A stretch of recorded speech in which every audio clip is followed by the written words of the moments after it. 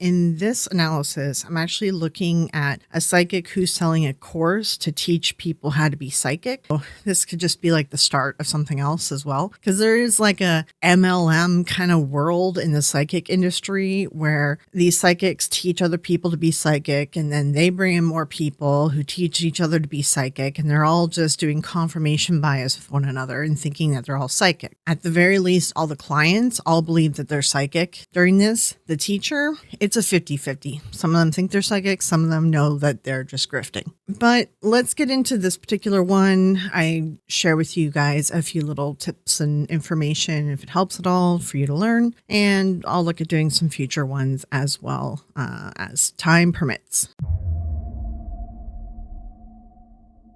Okay, side tangent with her too. She also offers classes. So there's like this MLM kind of industry almost with psychics where they offer classes and people learn how to be psychics. And then those people do readings on people. And then they get people to take the classes to be psychic. And it's just like it's a revolving door. And the people that take these classes and stuff, like they honestly think that they're psychic because they're getting positive feedback all the time because they're doing readings on each other and readings on people who want to have a positive experience. So Susan goes on to explain it quite a bit as well. I just want to take a quick look through this psychic class thing and just see if there's anything that I could point out to you guys. But this is like an hour video. So I'll give it a brief watch and see if there's anything actually useful to give to you guys. We'll see. Hi, Lorraine. How are you? I'm doing pretty good. How have you been? Yeah. Hi, Kelly. Hi. How are you doing? Good. So Lorraine just joined. She hasn't been here a couple of weeks. You know, anyone can learn a little bit of mediumship. So even if you guys didn't get anything wrong, it would be okay. It wouldn't matter. Do you guys have any questions or anything that's come up? You know, that's pretty common. Oh, you could get something wrong. It can happen. Or, oh, you can think that you're not getting proper messages, but then they could mean something when someone deciphers it. So this is like common psychic speak. No, my mother-in-law and father-in-law were here all week, so they just left. So I didn't get to do any of the new stuff on the Facebook or I didn't get to try out anything. Okay, that's all right. I mean, that's how it is. That's how it goes. It's kind of up and down. I mean, we have lives to live, and you know what I mean? Yeah. You can't have to be like freaking on a, obsessive meditation thing every day. Yeah. I have a question. Okay. This summer, I met a lady who says that she was a walk-in. I know a little bit about it, but not a whole lot. Okay. Her whole life changed. I mean, she used to be married. She was very into the Christian church, very involved in it. And after the walk-in occurred, she doesn't remember anything about her childhood. She divorced her husband. She started practicing the Wiccan religion and won't go into a Christian church and became a lesbian and got married. So, I mean, I'm kind of curious as to, I know it's kind of like an agreement between souls to do a walk-in, but you wouldn't remember anything from the other life? That's it. And she's a friend of yours and she said all that? Yeah. That's funny. I would almost have to talk to her to see. Do you know if she had a traumatic childhood? I don't know whether the childhood was traumatic, but I know her son was diagnosed with Downs and then had leukemia and went through a lot of different treatments and bone marrow transplants. So I don't know whether that's what would have done it, but I mean, her whole life changed.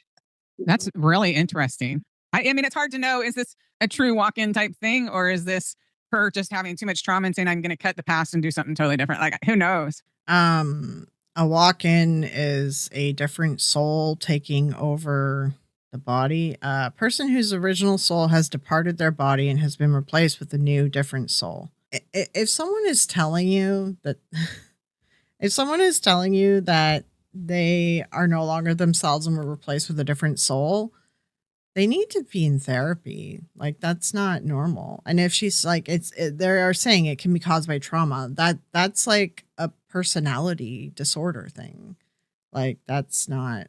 I feel bad for the people that are mentally ill and need proper help and could get proper help, but they reached out to these type of people, these spiritual teachers who aren't really going to help them in the long run. You know, it's like putting a Band-Aid on things. It's just, oh, wow. I posted on it in the morning. I posted about Summer Wells, and I was going to get up and watch her prayer vigil, the prayer vigil that they were doing. and I no longer had a Facebook page. And I'm like, wow. Hmm. So they did Must be that on around noon, which is around 3 her time, which is around the time she went missing. So on top of everything else, right around the same time she went missing on the anniversary, they deleted my entire Facebook profile. And I just thought, you know who can do that is law enforcement. Law enforcement isn't deleting your Facebook page, lady. Facebook will do that, and they'll do that if you're getting mass reported. And maybe you're upsetting family or friends, and maybe they mass reported you because you're upsetting family or friends because you're talking about one of their loved ones and trying to solve their crime or whatever, trying to solve the situation with your psychic abilities. Law enforcement doesn't care. They're not going to delete your Facebook page because your Facebook page literally is not going to affect their case unless you're affecting the press and thus witness testimonies. But like, that's way past, they wouldn't approach your Facebook page about that. They would just probably release a statement to ignore everything that you're saying. Your Facebook page was deleted by Facebook probably because of mass reporting. And it's probably because you pissed off the family. Like, yeah, no, law enforcement does not delete Facebook pages. Come on, lady. My God. Validate. I mean, just maybe they wouldn't do that if you weren't onto something. Yeah.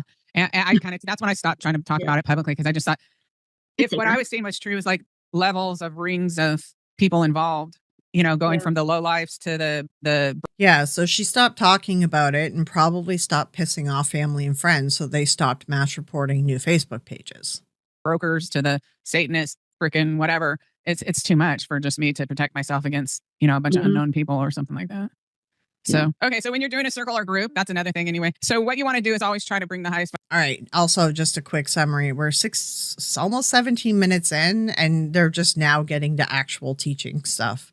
All of that was just jibber jabber. So when you're doing a circle or group or class, you don't want to talk about negative things or allow people to talk about negative things. So, or politics. So if you allow people to start talking about negative things, it actually brings the vibration down. Okay. This is just normal, like empathetic people being around one another.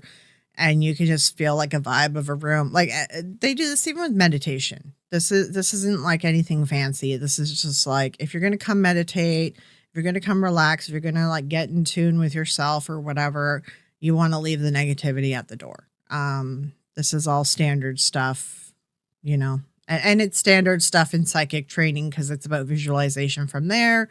And you take it from there, and then you go up and up and up and up. Yeah. So you don't want to let people do that. And then especially politics, like, and you have to, like, if you're going to have a few people over to practice, you have to be in control, or it will be nothing more than a social gathering of people eating cookies, like literally, and talking about random stuff. They keep it on the meditative, on the spirit, on the raising the vibration, and never talk about politics in a mixed crowd or allow. So is she teaching other people to teach other people? The psychic world is so MLM now. If you're ever going to do circles or groups, you have to trust spirit enough, and you have to take control of it, and you have to tell them stop, you know. No, and negative energies and negative entities feed off fear. Also, this whole like spirit thing, you see people talk about it. Oh, spirit says this, spirit says that. It's supposed to be some like force that you're listening to or whatever that exists in the spirit world. And the thing is, like, I noticed that didn't really get integrated into psychic speak until Christian and Catholic psychics started showing up. I did notice that spirit thing started when some psychics wanted to still keep their connection to the church and say, it's okay if you see me because I'm Christian and I'm Catholic. And even though the Bible says that you're not supposed to, it's fine because God gave me those gifts and I'm speaking with spirit, like the Holy Spirit. Right.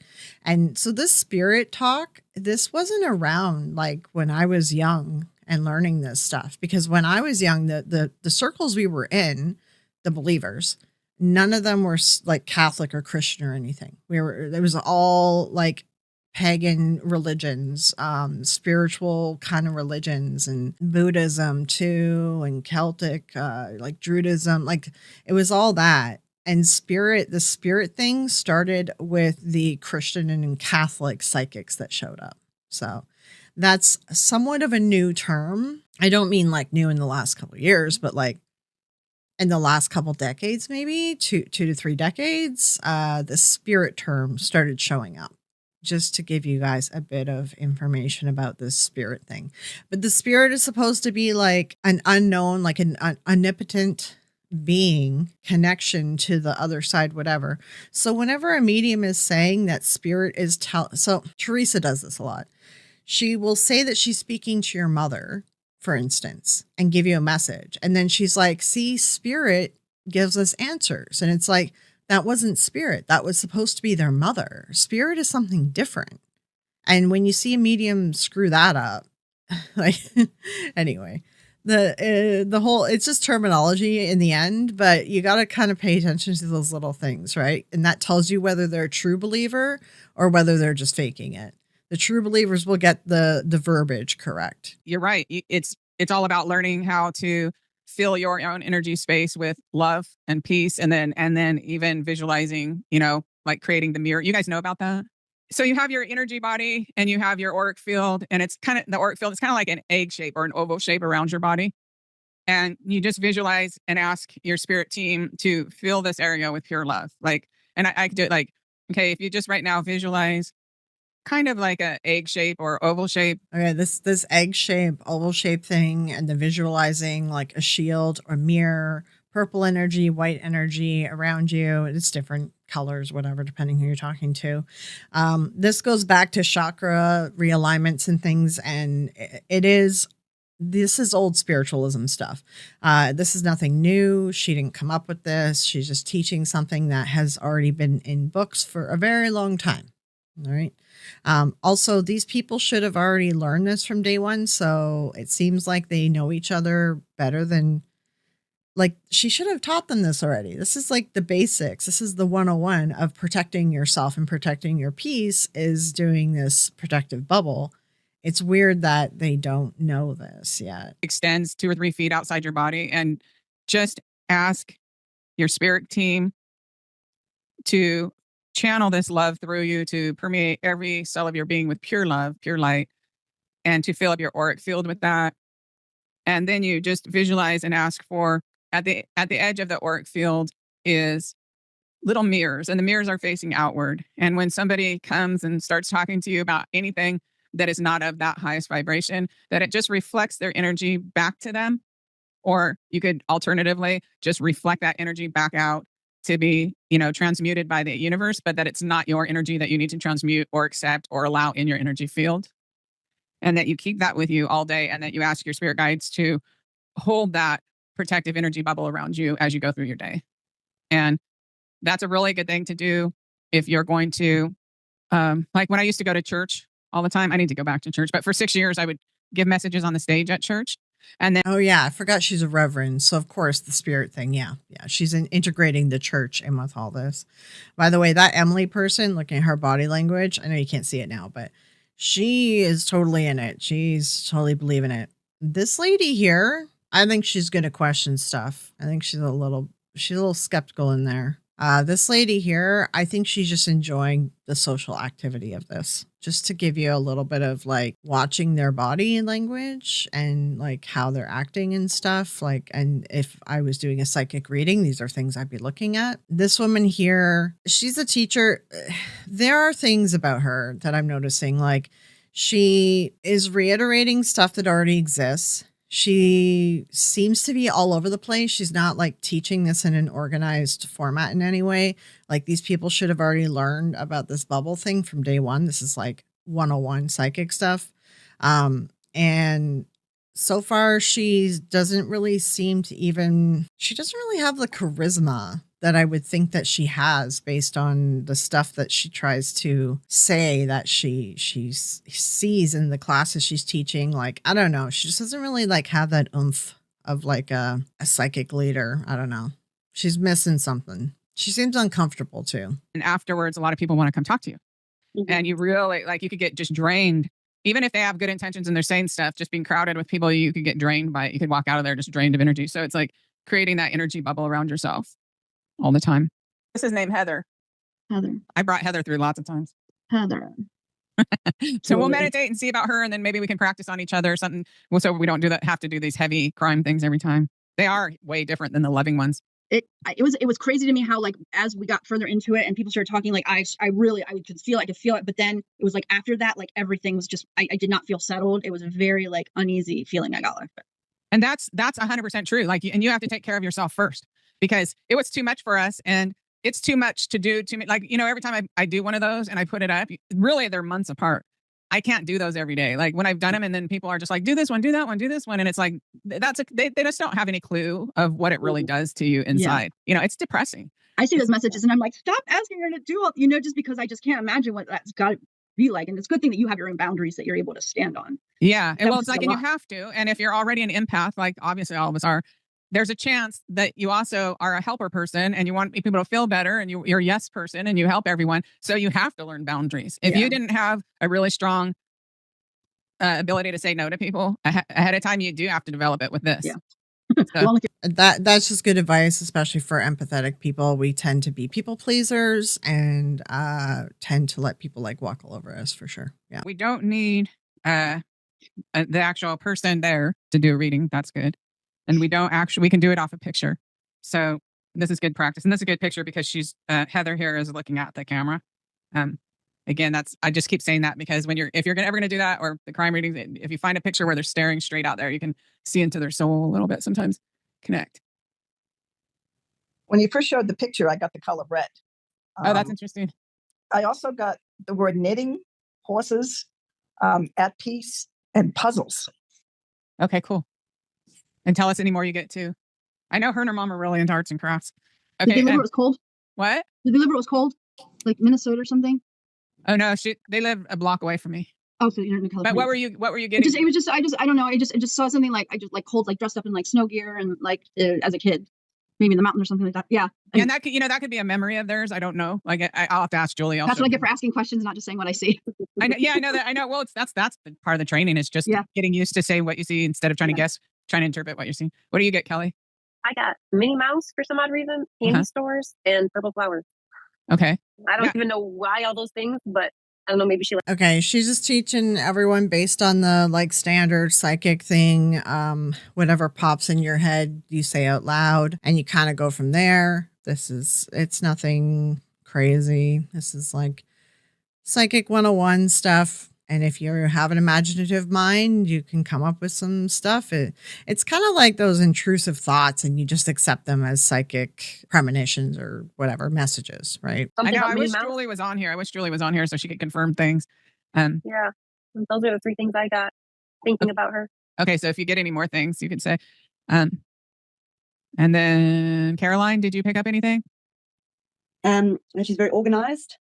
She likes to have her nails polished. And she's in a job, it's going to be something like either accountant or human resources, like in a officey type of work. Mm-hmm. That's true. I confirm that. I'll tell you at the end because I keep saying, I'm realizing I'm saying stuff. But yeah, and what else? And I don't know. I've got like 2 children. I don't know. Uh-huh. Oh, yeah. I keep seeing like a snowman, like not like a real snowman, like somebody dressed as a snowman or like theater or something like that. It's like this, like a snowman costume or something like that. Yeah, maybe she did that. Maybe she did that one Halloween or something. So we'll have to ask Julie from that. And anything else you're picking up, Kelly? No. Okay, so if you were going to make stuff up about her, or let's see if anyone's picking up. Lorraine, do you have anything? Not since what I gave you before. Okay, and then Caroline, do you have more? She was like 39 years old. Yes, around there. I can't remember exactly, but I think somewhere around there when she actually passed. And she fought it for like 7 years, I think, and then finally passed. But you're right about the job. Okay, so her job was, I think she was like a school psychologist or something along those lines. So it is related to like officey human resource type thing. Like very organized. Yeah. People. Definitely very organized. And let's see. Like an office job that is like a good chunk of work.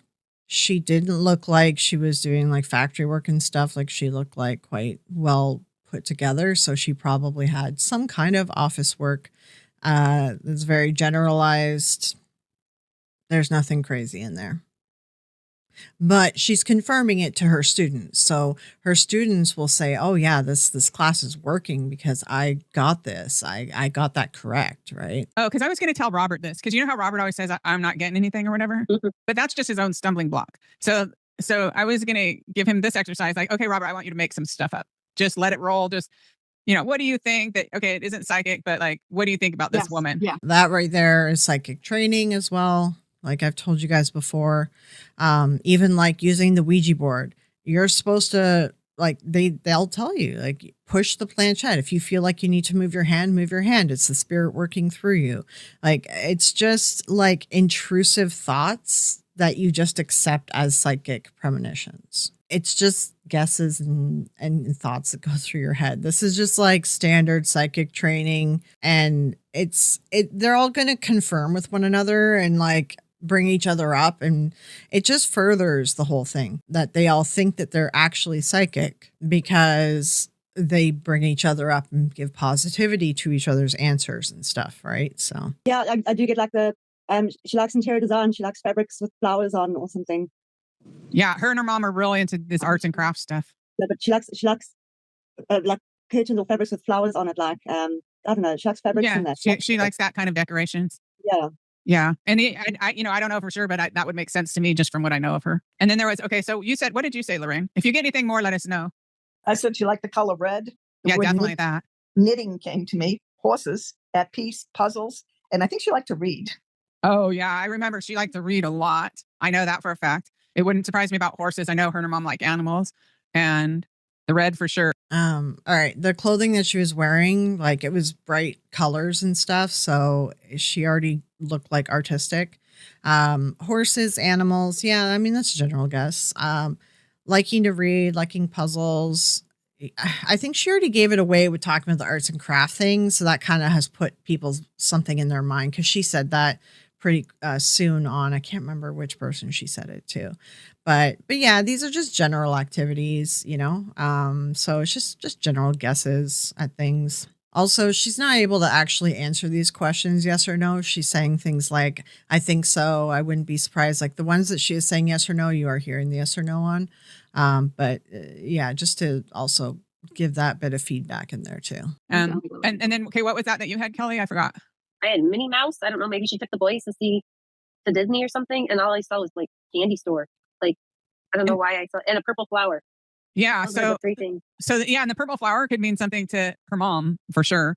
And then Minnie Mouse, maybe that's why she likes those color pattern. Because it's like that time I saw her, she was wearing a black and white dress with red knee socks, and her mom said she liked those, and those are Minnie Mouse colors. That's exactly what I was thinking when she said that. I was like, it seems like it goes along in line with her color. Again, the outfit that she's wearing was very high contrast, bright colors, vivid colors. So like this is kind of like good guesses based on the picture that they saw. So and a lot of times the visions are kind of complex, and you've seen my childhood swing set. So maybe the client will go, well, what color was the swing set? I need to know more to know if it's, and I'm like, no, it's just, they want me to show about a swing set because they're showing me my childhood. So they're showing you that.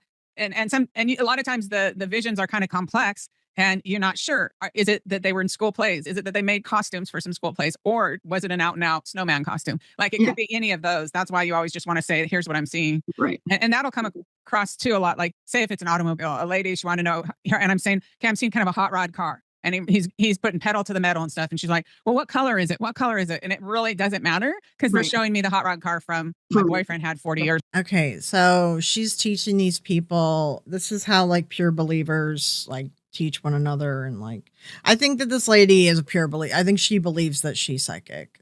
She's a believer in herself and these abilities. This is all normal speak of just like accepting what pops into your head as a message. That's pretty much what a lot of it is. So that's not how it's done. It's done. The spirit world is the real world. Yeah. They are the dominant world. They're the world that actually matters in all this. We're working for spirit world, and we're going to be passive, and and they can read. I always tell people they can read your mind anyway. But they know the questions that are on there, right? They know the questions, but besides that, they're going to say what's important to them. Right. And that may not be important to them. Right. It's just like, and if you were, sometimes I'll all right, this is again with the psychic speak, that you're going to give the messages of whatever pops into your mind. And someone will be like, well, why can't you answer this specific question? And they're going to say, well, because this is what the spirit wants me to say to you. This is what your mom or your dad or whoever wants me to say. And they don't want to answer your question. They want to tell you something else. And this is normal psychic speak sort of deflection to explain away why you can't answer their question, essentially.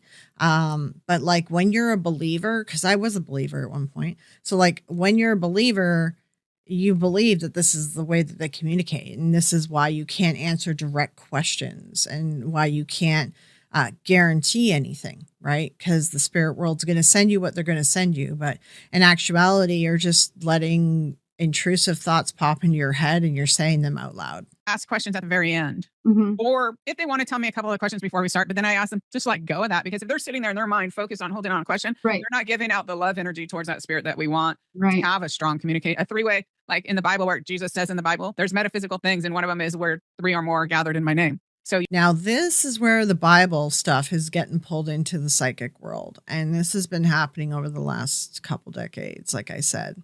And then she's talking with the 3, the Trinity. So we got the spirit in there and all that. This is a whole other thing to try to ease people's minds who are religious and go to church. And with her being a reverend as well, like she's trying to ease people's minds that it's okay to be psychic. It's not evil. Like you're not going to burn in hell for it. Which, I mean, you're not going to, if you partake in any of this stuff, like you're fine. You're not going to burn in hell. But like, I don't believe in heaven or hell. But this is like, it's sort of a way to reason to allow people that are churchgoers and God believers to partake in this stuff and to be clients of these psychics. And this kind of started, it kind of started with Sylvia Brown, to be honest, a little bit of Ed Warren. Yeah, like Ed and Lorraine. And then Sylvia really pushed it. But this whole spirit thing and really like linking the Trinity and all that crap, that was over the last couple of decades. So, you have the medium, you have the spirit, you have the physical person. That's when you're going to get a really stronger reading. And if that physical person is sitting there in their mind trying to jerk and control the reading, it's going to jerk the reading. So you want to ask the person, like at the beginning of the reading, you want to set up how it's going to be. You want to ask them to relax and just hold love in their heart for the spirit person, to let go of any questions. And then maybe at the end, when I can feel the energy tapering off, there'll come a point, if you're doing this, you're going to sit there for about an hour or 90 minutes or however long, but you'll start feeling the spirit energy kind of tapering off. And then I'll say, okay, if you have any questions, we'll see, we can see, because that feeling for people who are empathetic, anyone who's watching who's empathetic, that is just getting burned out talking to somebody. We all get that. And you spend like an hour where you're kind of controlling the narrative in the room and you're looking to be the lead in the conversation. It just tires you out.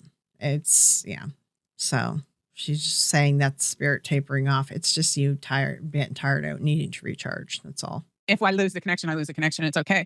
But if you were sitting there every time, it's not as bad if it's only psychic. But if you were sitting there every time, you're really disconnecting from the spirit to process their question, the sitter's question, through your logical mind. Then you're formulating it. Then you're reconnecting with that spirit again, and then trying to communicate the question. Then you're going to go back to your logical mind and try to formulate it to them. It's going to be a jerked off, not good, not super strong mediumship reading. So you just got to explain that. You got to be assertive with your clients. Yeah. Or with your friends. So like she's teaching people to prep the sitter to be compliant with the environment that you're going to put them in. Yeah. So then the sitter will think that they got a great reading because you like bullied them into accepting whatever you say, It's silly. Something you could do, probably you wouldn't want to do it with a client, but if you're just practicing and you're not picking up anything, just allow your mind to go, okay, this isn't going to be totally psychic, but here I'm going to start saying some things I'm kind of maybe thinking are possible, and just start like a treadmill. Like if you get on a treadmill and it might go into psychic like that, just allow it to, if it does. That's an exercise. Sometimes there's some exercises to kind of get it off the ground if you're lagging, if you're having a hard time. Again, this is just like she's teaching them to just let the intrusive thoughts fly and just let them out. Like this is what I was taught to do. And then those are your messages. Those are your psychic messages, Connecting. That's like one of them you can do. Another thing is you can, it's okay to start a reading from a psychic level. Like say you're picking up a couple things, but you don't really feel the spirit, then just start saying the things you're picking up, and it may or may not turn into a mediumship reading where you're doing with the spirit, where you feel the spirit and stuff like that. So that's just a couple tips. When you're doing a reading, do you meditate before you actually call the person and do a reading and get into that energy first? Is that how you usually have to do it, or can you get right into it once you get on the phone with the person? I do that. But I've had mentors. Everyone's different. So it's yourself. Like one mentor says, well, as long as you meditate at least 3 times a week, you should be able to just go straight into a reading. Yeah. Almost everybody else I've ever heard says, yeah, give yourself some time to meditate first. Every psychic has their own version of whatever they think works for them, blah, blah, blah. It's going to be different, whatever psychic you talk to. Maybe do a little breathing, chanting, get into that zone. Yeah. I breathing, like those breathing exercises, listening to some music, praying, and then spending it maybe. Okay, let's see.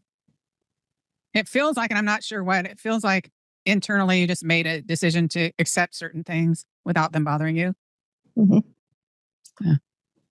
It might have been something you learned on this trip even. Okay, what they're doing here now is they're all reading one another and they all want to be psychic. So they're all going to give each other positive feedback in these kind of exercises.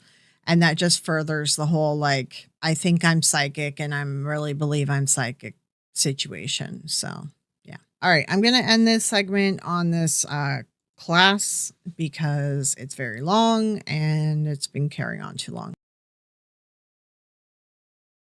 All right, I'm going to end the video here, but keep an eye out for anything new. Also, if you guys have any psychics or psychic courses or links to anything that you'd like me to analyze like this, or if you have any questions too, please leave it in the comments below. Also, if you've enjoyed this video, don't forget to like, and if you're new here, don't forget to subscribe. It really does help the channel out. As well, I'd like to thank all my members of the channel. Your support is greatly appreciated and it means a lot. It really does help out. I always forget to say, but membership includes early access to videos ad-free 24 hours before they're posted. Plus, right now, currently, I'm doing one members only video, permanent members only video a month. I'll see if I can do more as time goes on. And as well, there's member exclusive videos where you're going to have early access to it for like probably a week before it gets released to the public. And membership also includes when I do the recordings of our fireside chats or any sort of live like kind of recording in a group setting. We go live to members only, and you can watch the replay or you can join us live in the chat for that as well. All right, I'm going to sign off here though. Thank you guys for watching and I'll see you in the next video.